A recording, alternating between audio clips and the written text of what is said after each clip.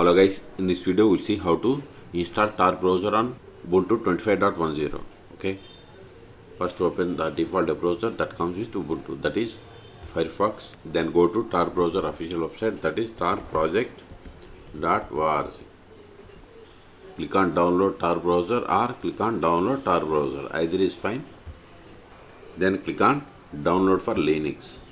See, download started and its size is 118 megabytes. Wait until download completes and it is zip file. Once download completes, then we will extract and we will install. In meantime, please subscribe my channel for more tutorials. See, download is completed. Now open terminal.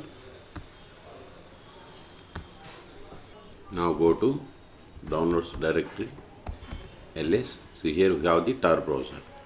Extract it.